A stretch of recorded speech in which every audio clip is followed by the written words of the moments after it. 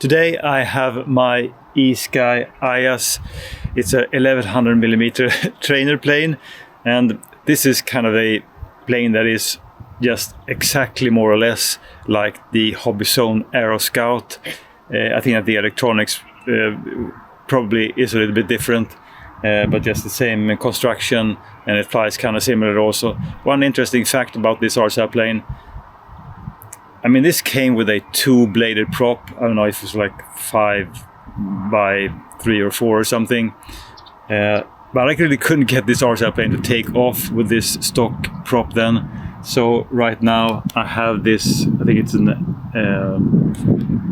kind of a, I don't know what brand this prop is, but it's like 6x3 or 6x4 or something. And then I have enough thrust to get this plane flying.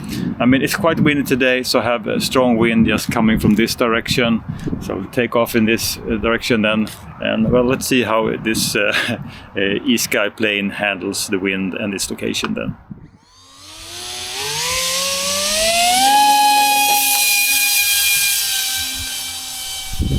So you need more or less just all power to get this plane up in the air.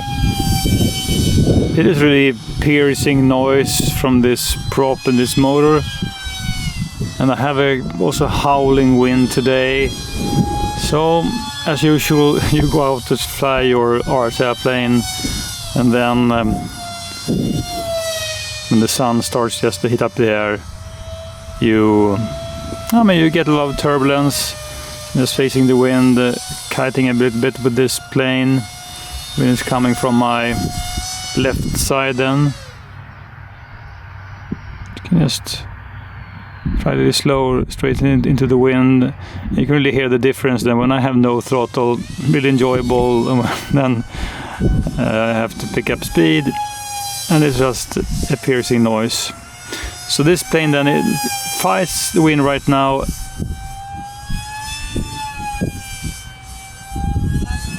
And I wouldn't really consider this to be a good plane to fly in wind. Just feels really sluggish.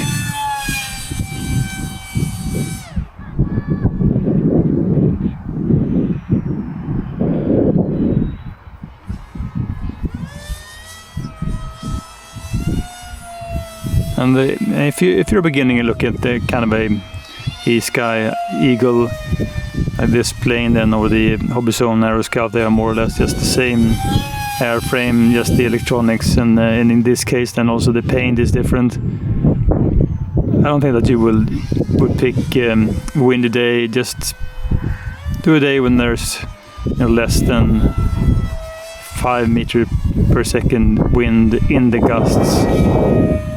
That will really help you, because right now I'm just fighting to keep this plane in the air. And what I plan to do with this plane then in the future, I do have a different prop that I will try, and I will also replace the speed controller inside. Just some planned modifications then.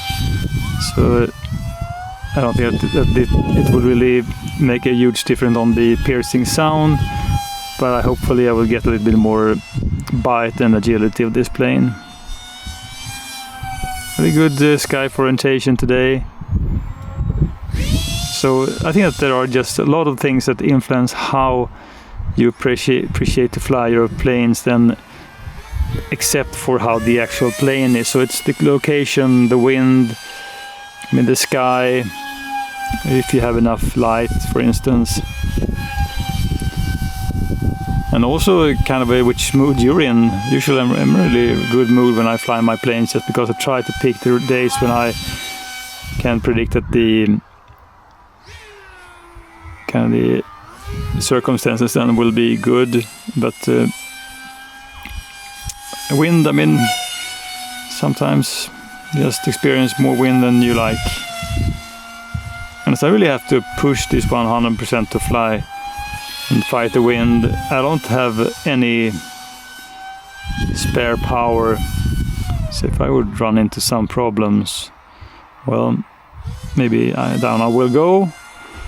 We'll see. I really have to just pull the sticks and work this plane a lot, because sometimes the wind just pushes the plane down.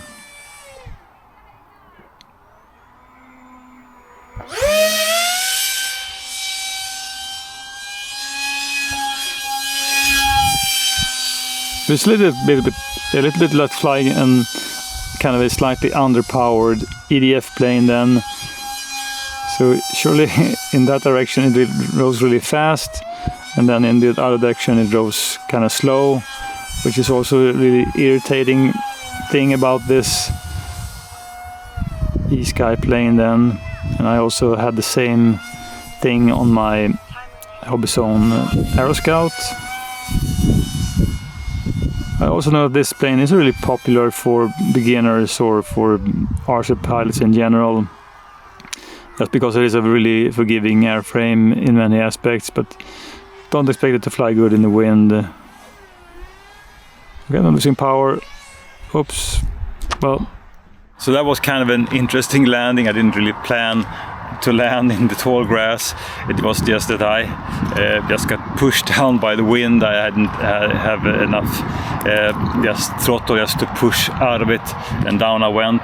Now that's the advantage of this RC plane then. You have the propeller mounted just behind the wing, and that means that this plane is really safe from prop breaking, because you have kind of this nose also, and the nose won't really break. I think that maybe the most vulnerable part on this plane then might be kind of the tail section, because it is rather thin. But even if you go down in tall grass, as I did right now, this plane survives. So I would say for a beginner, a really good trainer, I think it's still really noisy, this prop in this plane, but surely just fun. I probably wouldn't fly this one in kind of a strong wind where it is right now, because it becomes difficult to control.